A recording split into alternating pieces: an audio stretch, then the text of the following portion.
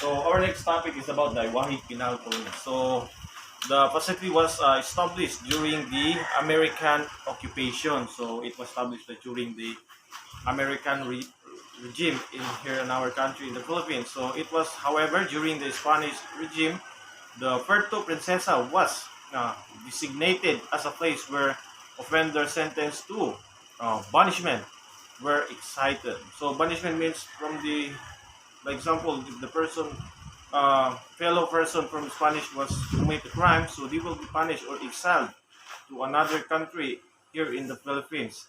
So the princesa was selected as the site for a correctional facility. The American military uh, carved out of the prison, a prison facility in the rainforest of Puerto Princesa.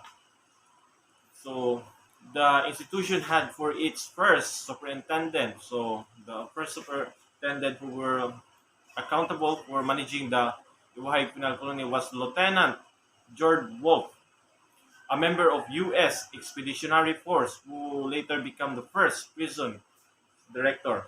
So the Governor Luke Wright authorized the establishment of the penal colony in the province of Palawan on November 16, 1904. So this penal settlement, which originally com- comprised an area of 22 acres or hectares, originally served as a depositor of prisoner who could not be accommodated at the Bilibid prison in Manila.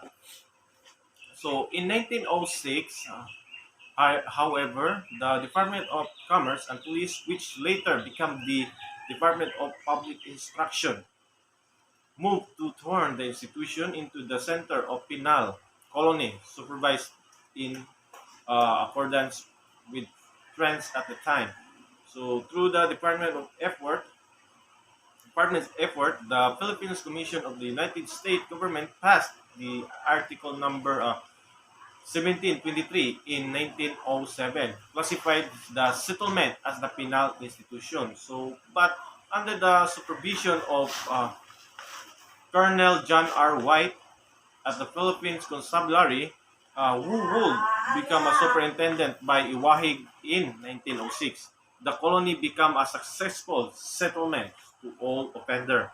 So, a merit system was devised for the prisoner and vocational activities were offered. So there's a lot of program was created inside the Iwahig prison. So this include farming, fishing, forestry, carpentry, and hospital paramedic work.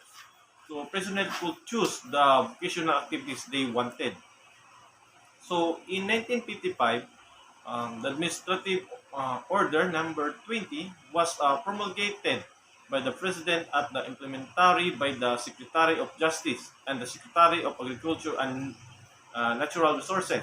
So this order allowed the distribution of colony lands for cultivation by reserving colonies.